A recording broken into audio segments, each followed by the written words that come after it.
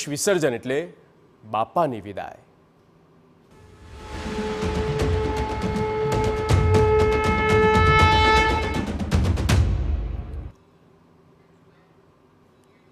સુરત શહેરમાં ભારે ઉત્સાહની સાથે ગણેશ વિસર્જન કરવામાં આવ્યું। ગણેશ વિસર્જનના ભાવિકોની ભીડ ઉમટી હતી।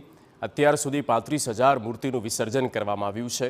વિસર્જન યાત્રામાં લોખંડી સુરક્ષા વ્યવસ્થા ગોઠવવામાં આવી। પોલીસ ડ્રોનથી નજર રાખી રહી છે। સુરતમાં ભારે ઉત્સાહમાં અને રંગે ચંગે જે હર્ષોલ્લાસ સાથે બાપાને લાવવામાં આવ્યા હતા અને તે હર્ષની સાથે જ ક્યાંક અશ્રુભીની આંખે પણ બાપાને લોકો વિદાય આપી રહ્યા છે।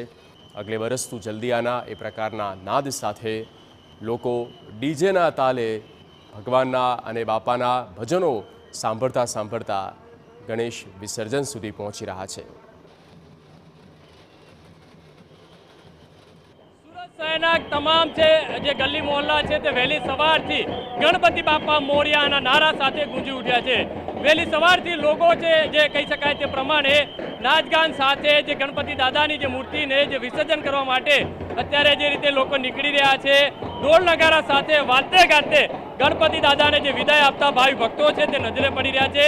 સુરત શહેરનું એપી સેન્ટર એટલે કહી શકાય છે। કોઈ પણ તહેવાર હોય ત્યારે આ ભાગળ ચાર રસ્તા ખાતે તેમને જે મોટી સંખ્યાની અંદર લોકો જે ભેગા થતા હોય છે અને તે નિહાળવા આવતા હોય છે। પછી કોઈ રથયાત્રા હોય અથવા તો કોઈ પણ જે તહેવાર હોય છે, કોઈ પણ તહેવારની જે ઉજવણી છે ત્યાં ભાગળ ચાર રસ્તા ઉપર કરવામાં આવતી હોય છે।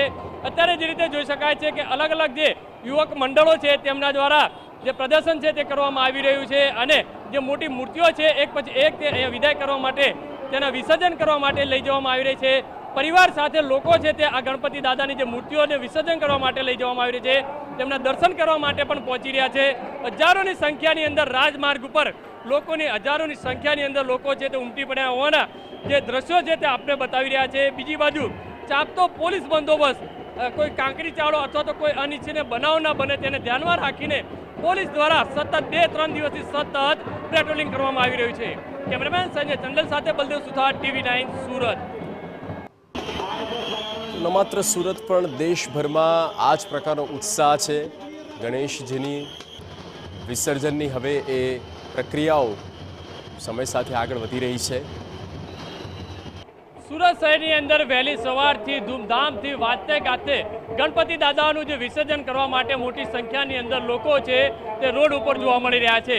સુરતની એક પહેલેથી ઓળખ છે કે કોઈ પણ તહેવાર હોય છે ત્યારે સુરતના આ જે ભાગળ ચાર રસ્તા છે ત્યાં તેની ઉજવણી છે તે કરવામાં આવતી હોય છે। ત્યારે ગણપતિ વિસર્જનની અંદર પણ જે રીતે જઈ શકાય છે તે પ્રમાણે મોટો મેળાવડો આ ચાર રસ્તા ઉપર જામ્યો હોય તે રીતના દ્રશ્યો છે તે જોવા મળી રહ્યા છે। કારણ કે આ રાજમાર્ગ છે ત્યાં મોટી સંખ્યાની અંદર જે લોકોએ પોતાના ઘરે આસ્થાથી જે ગણપતિ મૂર્તિની જે સ્થાપના કરી હતી, 10 દિવસ જે પૂજા અર્ચના કર્યા બાદ આજે જોઈ શકાય તે પ્રમાણે વાતે ગાતે ગણપતિ દાદાનું જે વિસર્જન કરવા માટે જઈ રહ્યા છે।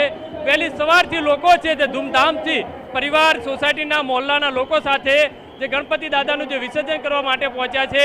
ત્યારે બીજી બાજુ વાત કરીએ તો પોલીસ બંદોબસ્તની 16,000થી વધુ પોલીસ જવાનો સાથે સુરતની અંદર અલગ અલગ ચાપતો પોલીસ બંદોબસ્ત ગોઠવાયો હતો અને ધાબા પોઈન્ટ છે જે ડ્રોન મારફતે સતત જે નજર રાખવામાં આવી રહી હતી। ખાસ કરીને મોટી મૂર્તિઓ છે તે સુરતના જે ડુમ્મસ અને હજીરા ખાતે જે ઓવારા બનાવ્યા છે ત્યાં ક્રેન મારફતે જે છે તે આજે કહી શકાય ગણપતિનું જે વિસર્જન છે તે કરવામાં આવી રહ્યું છે। ભાવિ ભક્તોની અંદર ભારે એક ઉત્સાહ છે તે જોવા મળી રહ્યો છે। મસ્ત મોટા જે ગણપતિ છે તે ટ્રેક્ટર અથવા તો ટેમ્પાની અંદર જે લઈ જતા નજરે પડી રહ્યા છે। ત્યારે બીજી બાજુ અલગ અલગ જે પોઈન્ટો ઉપર પોલીસ જવાનો છે તે દૂરબીન મારફતે જે સતત બાજ નજર છે તે રાખતા નજરે પડી રહ્યા છે। અત્યારે જે રીતે માહોલ છે તે સુરતના ભાગળ ચાર રસ્તાનો છે। કોઈ પણ તહેવાર હોય સુરતની અંદર સુરતના લોકો છે મોજ શોખથી તે ઉજવતા હોય છે। ત્યારે આ ગણપતિ વિસર્જનનો જે તહેવાર છે ત્યારે મોટી સંખ્યાની અંદર આ રાજમાર્ગ ઉપર લોકો હજારોની સંખ્યાની અંદર લોકો છે તે જોવા મળી રહ્યા છે। ગણપતિને આજે 10 દિવસ પૂજા અર્ચના કર્યા બાદ આજે લોકો છે તેમના જે દર્શન આજે છે કરવા માટે નીકળ્યા છે। લોકો દર્શન કરતા હોય છે અને જે પોલીસ દ્વારા ચાપતો બંદોબસ્ત જે રીતે આપણે દ્રશ્યોની અંદર બતાવી રહ્યા છે કે પોલીસ જવાનો સતત વહેલી સવારથી જે આ જે દૂરબીન છે, દૂરબીન મારફતે આજુબાજુના જે બિલ્ડિંગના જે ઢાબાના પોઈન્ટો છે ત્યાં સતત પેટ્રોલિંગ કરતા નજરે પડી રહ્યા છે। કેમેરામેન સંજય ચંડલ સાથે બલદેવ સુથાર, TV9 સુરત। તો દેશભરમાં ગણેશ ઉત્સવની ઉજવણી થઈ રહી છે ત્યારે સુરતમાં પણ ગણેશજીના વિસર્જનની શરૂઆત થઈ ગઈ. ભાગળ 4 રસ્તા પર ગણેશ વિસર્જન યાત્રાની શરૂઆત થઈ. મોટી મૂર્તિઓ વિસર્જન માટે ઢોલ નગારા સાથે નીકળી હતી. આ વિસર્જન યાત્રામાં મોટી સંખ્યામાં લોકો ઉમટ્યા. બીજી તરફ અન્ય જગ્યાએ પણ ગણેશ વિસર્જન કરવામાં આવ્યું.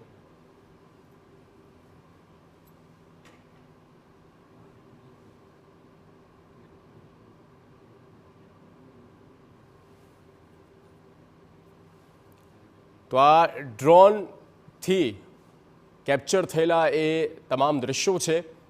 સુરતની તમામ ગતિવિધિ પર કમાન્ડો હોય તેઓ પણ સશસ્ત્ર થઈને દૂરબીન વડે પણ તમામ બાબતોનું નિરીક્ષણ કરી રહ્યા છે. બારીકાઈથી ધ્યાન રાખી રહ્યા છે કે કોઈ પણ પ્રકારનો કાંકરી ચાળો ના થાય.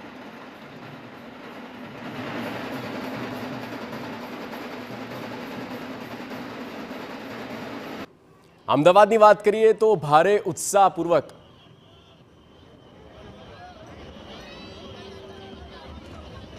દેશ અને રાજ્યમાં 10 દિવસ સુધી ગણપતિ બાપ્પાની સેવા પૂજા કર્યા બાદ આજે અનંત ચતુર્દશીએ લોકોએ રંગે ચંગે ગણપતિ બાપ્પાને વિદાય આપી. સુરતના ભાગળ વિસ્તારમાં ગૃહ રાજ્યપ્રધાન હર્ષ સંઘવી ગણેશ વિસર્જનના કાર્યક્રમમાં ઉપસ્થિત રહ્યા.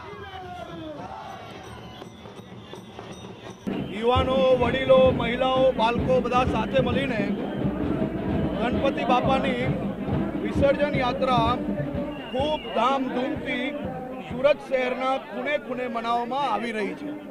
હાલ સુધી 36,000થી વધારે ગણેશજીની પ્રતિમાનું વિસર્જનનું કાર્ય સુરત શહેરના અલગ અલગ વિસ્તારમાં કરી લેવામાં આવ્યું છે અને બધી જ જગ્યાઓ પર વિસર્જનની યાત્રાઓ ખૂબ જ મોટા પાયે ઉત્સાહપૂર્વક ચાલી રહી છે.